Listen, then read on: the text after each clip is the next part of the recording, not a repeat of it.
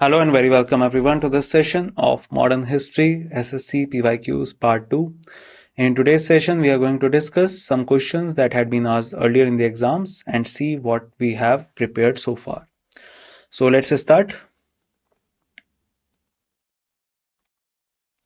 Before we start, the images, text and other materials used in our presentations are for educational purpose only. We respect the intellectual property rights of the original creators and owners. If you are the owner and have any concerns or issues, please contact us at sathi@itk.ac.in and we shall remove the same. So first question that we have is, when was RTI Act enacted in India? Options are 15th August 2005, 15th March 2005, 15th June 2005 or 15th July 2005.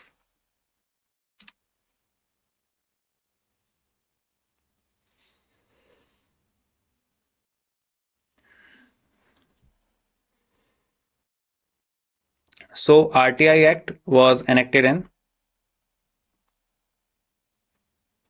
15 June 2005. So RTI is Right to Information Act that was enacted so that we can get some information about some schemes and things that the government is doing in our country.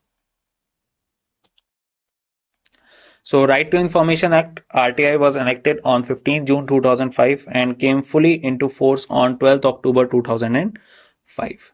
So remember, it was the 2005. Generally, they will ask you the year. So it was 2005 when RTI was enacted. The famous activist Medha Patkar is associated with which movement?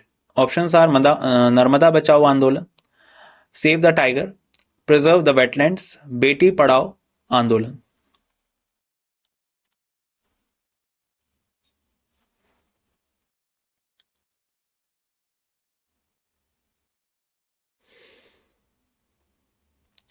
So Medha Patkar, along with Amir Khan, they both started this movement, and it was a very famous movement in the late 90s and early 2000s, and it was associated with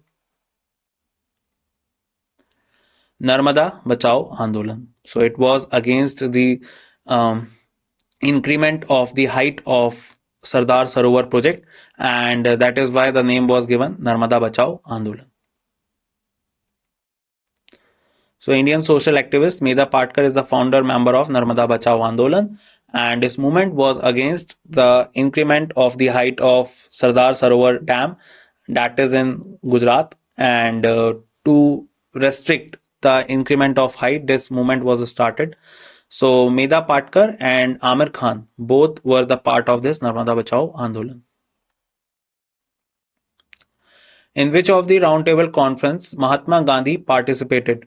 Options are First Roundtable Conference 1930, Second Roundtable Conference 1931, Third Roundtable Conference 1932, or all of the above.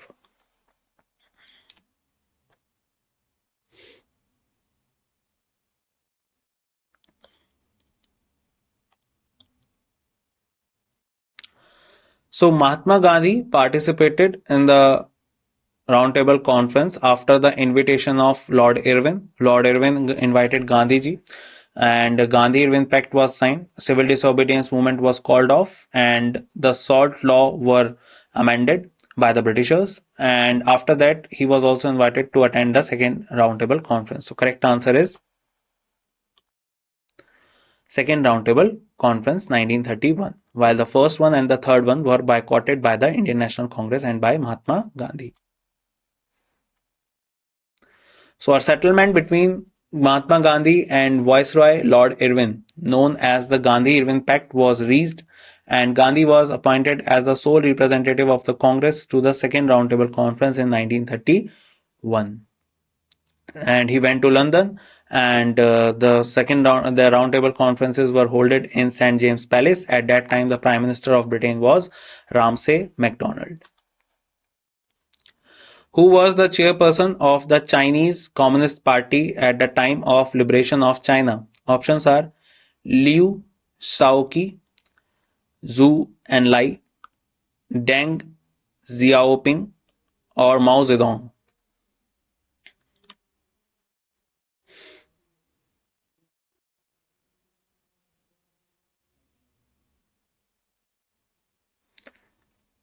So if we talk about the liberation of China, so it is associated with the chairperson of the Chinese Communist Party, and that is none other than Mao Zedong. So Mao Zedong, commonly referred to as the Chairman Mao, December 26, 1893 to September 9, 1976, was a Chinese communist revolutionary politician and social political theorist, the founding father of the People's Republic of China from its establishment in 1949. He governed the country as the chairman of the Communist Party of China until his death. So the name is Mao Zedong, and he was also the one who started the ideology called Maoism. Who was regarded by Gandhiji as his political guru? Options are Gopal Krishna Gokhale, Lala Lajpat Rai, Vipin Chandra Pal, or Bal Gangadhar Tilak.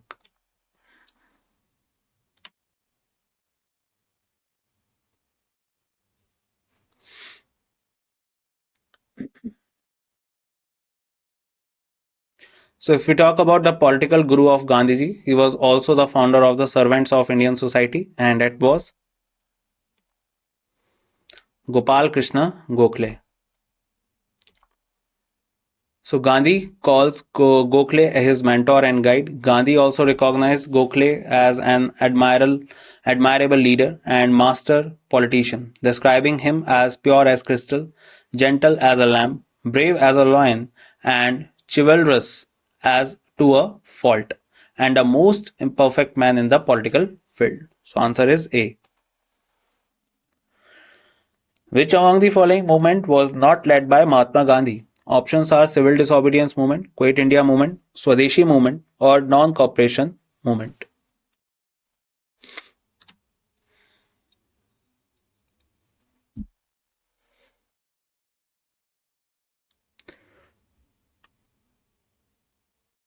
So, Civil Disobedience Movement, which is famously also known as the Dandi March, happened in 1930, and Quit India Movement happened in 1942. Non-Cooperation Movement happened in 1920, and Swadeshi Movement happened in 1905. So, I hope you all know that Gandhi came to India in 1915. So, correct answer is Swadeshi Movement. Swadeshi movement started with the partition of Bengal by the Viceroy of India. Partition of Bengal was done by the Viceroy of India, Lord Curzon, and after that the Swadeshi movement was started in 1905 and continued up to 1911. It was the most successful of the pre-Gandhian movement. Its chief architects were Aurobindo Ghosh, Lokmanya Bal Gangadhar Tilak, Vipin Chandra Pal, Lala Lajpat Rai, and Surendranath Banerjee. And the correct answer is C. In which session of the Indian National Congress was the Purn Swaraj resolution adopted? Options are Karachi session in 1931, Lucknow session in 1916, Belgaum session in 1924, or Lahore session in 1929.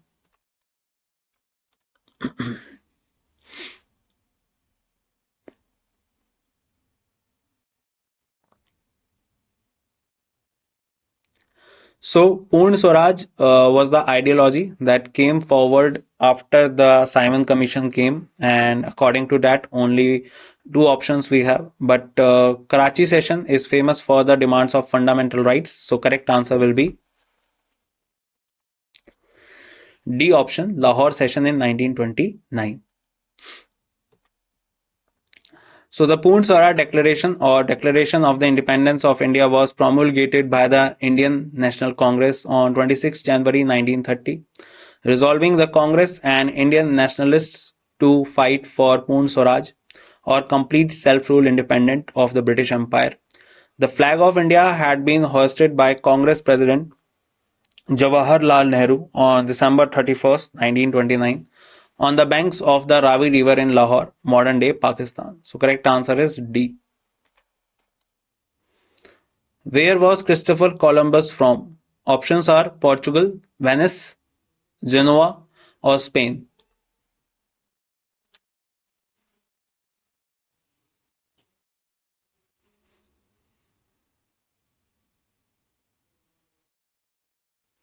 So this was the story of 1492-1493 when two travelers started their travel to for the discovery of India. One went to west and one went towards east. And we all know that Vasco da Gama was the person who discovered India, and the other one was Christopher Columbus. So Vasco da Gama was from Portugal, and Christopher Columbus was from the neighboring country, and that was C option, Genoa. So Christopher Columbus was an Italian explorer, navigator, and colonizer born in the Republic of Genoa and what is today northwestern Italy. So correct answer is Genoa. Name an Indian saint priest who attended the World Congress of Religions held at Chicago, US in 1893. Options are Basaveshwara, Swami Vivekanand, Ramanuj, or Madhav Acharya.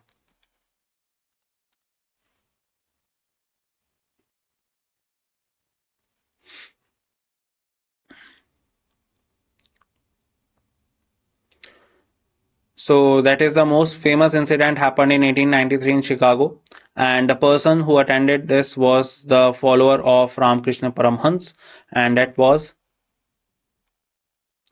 Swami Vivekanand. So Swami Vivekanand was the Indian sent to attend the World Congress of Religion held at Chicago in 1893. He is perhaps best known for his inspiring speech beginning with Sisters and Brothers of America, through which he introduced Hinduism at the opening session of the Parliament on 11 September. Thereafter, he conducted hundreds of public and private lectures and classes, disseminating tenets of Hindu philosophy in America, England, and Europe. In America, Vivekanand became India's spiritual ambassador. So correct answer is B. Who was the founder of Arya Samaj? Options are Kabir Das, Shankaracharya, Ranade, or Dayanand Saraswati. Easy one.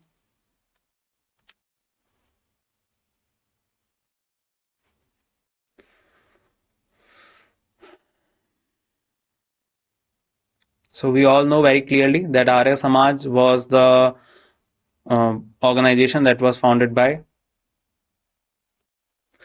Dayanand Saraswati.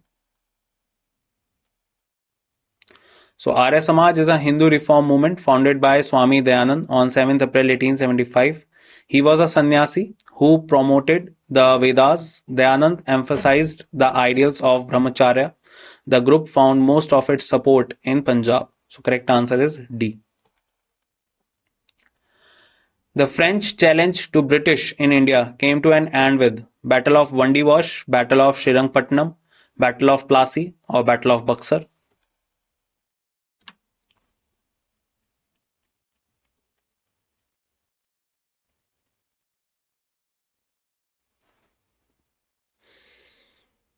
So British and French were in front of each other in the Carnatic Wars, and the Third Carnatic War is associated with the Battle of Vandivash.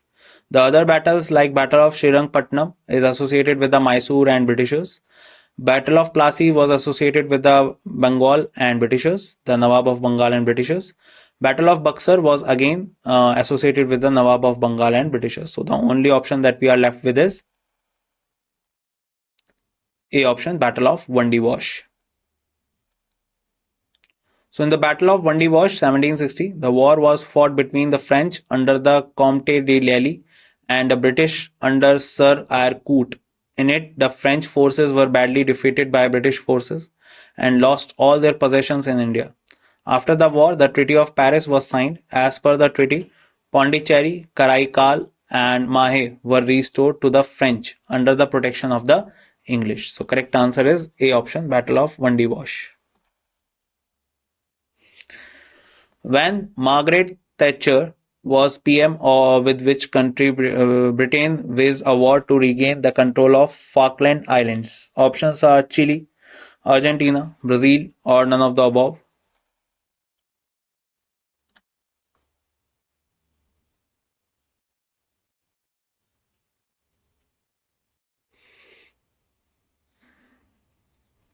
So Margaret Thatcher was the female PM of Britain, and during her reign, they fought a war for the control of Falkland Islands with Argentina. So, as a British overseas territory, the Falkland Islands enjoy a large degree of internal self-governance, with the United Kingdom guaranteeing good government and taking responsibility for their defense and foreign affairs. Falkland Islands are found just on the eastern side of South America in the southern Atlantic Ocean.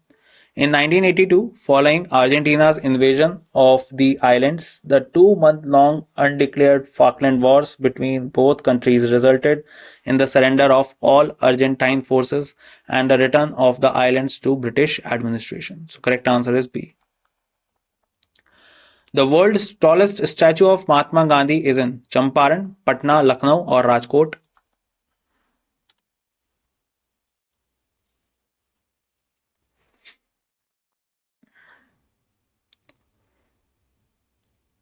So as this question was asked in 2013, so according to that, the answer will be Patna. So, with the towering height of 70 feet, the world's tallest statue of Mahatma Gandhi was unveiled in Patna in Bihar. Funded by the state government, the rupees 10 crore statue, inclusive of a 30 feet height pedestal, has been built by Delhi-based sculptor Ram Sutar and Sons. Ram Sutar was the same person or sculptor who also created the Statue of Unity. So answer is B option, Patna. Gandhi's concept of trusteeship recognizes right to private ownership of property, transforms the capitalistic society into an egalitarian one, excludes legislative regulations of the ownership and use of wealth, does not fix minimum or maximum income.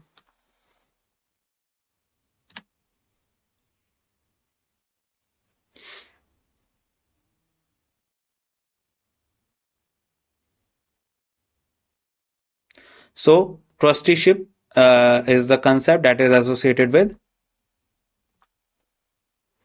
B option, transforms the capitalistic society into an egalitarian one. Trusteeship principle advocated by Gandhiji provides a means of transforming the present capitalist order of society into an egalitarian one. He envisaged trusteeship as a post-capitalist arrangement which gives no quarter to capitalism but gives the present owning class a chance of reforming itself. Gandhi, Nehru and globalization. Most important safeguard of liberty is. Options are bold and impartial judiciary, well-knit party system, decentralization of power, declaration of rights.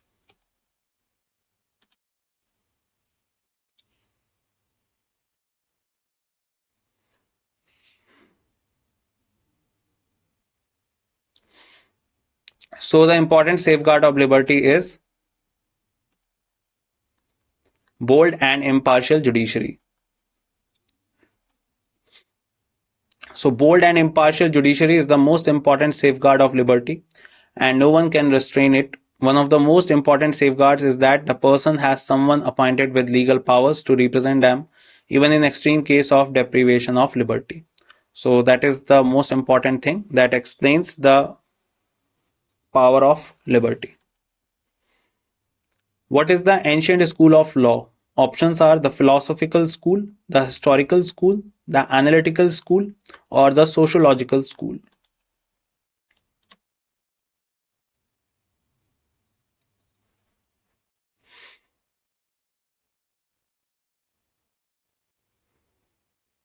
So, if we talk about the ancient school of law, then the answer will be the philosophical school. So, philosophical school of law is the ancient school of law. It came into existence in 3rd century in Roman Empire. So, correct answer is A.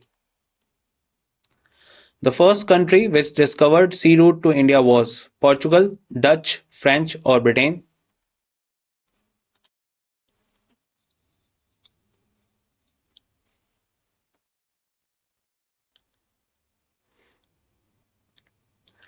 So, if we talk about the first country that was discovered the sea route to India was Portugal. So Vasco da Gama was a Portuguese explorer who discovered the sea route to India from Europe through the Cape of Good Hope, and he was the first one who crossed the Cape of Good Hope and traveled towards India. So correct answer is A, Portugal. Who introduced the Indian University Act? Options are Lord Curzon, Lord Minto, Lord Morley, or Lord Ripon.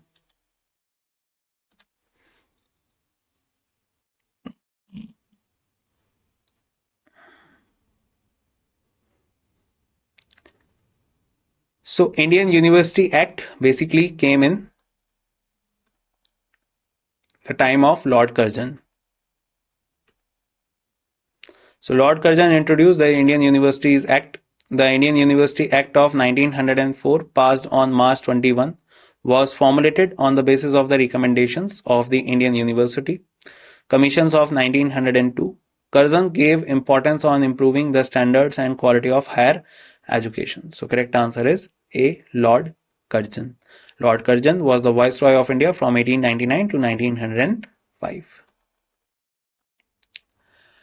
Development that meets the needs of the present without compromising the ability of future generations to meet their own needs was the focal point of Brundtland Commission is options sustainable development, mitigation, disaster management, or capacity building.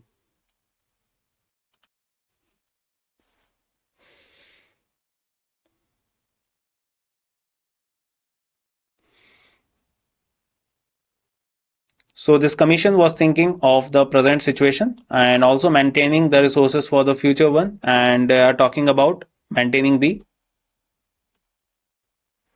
sustainable development. So sustainable development is development that meets the needs of the present without compromising the ability of the future generations to meet their own needs. So answer is A. Cripps mission came to India in 1945, 1946, 1940 or 1942.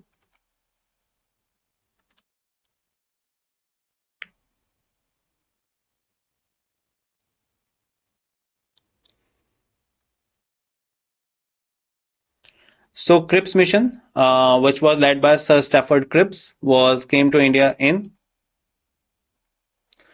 1942, in March 1942. So the Cripps mission was an attempt in late March 1942 by the British government to secure full Indian cooperation and support for their efforts in World War II, and Gandhiji called it a post-dated check on a crashing bank. Who was the Governor General during the Second Anglo-Mysore War? Options are Lord Wellesley, Sir John Shore, Lord Cornwallis, or Warren Hastings.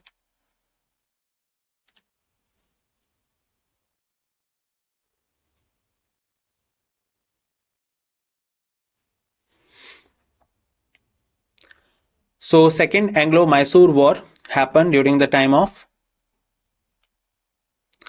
Lord Warren Hastings. Second Anglo-Mysore War was fought in the years 1780 to 1784. Warren Hastings was the Governor General during this war. The Second Anglo-Mysore War was a conflict that took place on the Indian subcontinent from 1780 to 1784. From Mysore side, it was led by Hyder Ali first, and after the death of Hyder Ali, Tipu Sultan took over.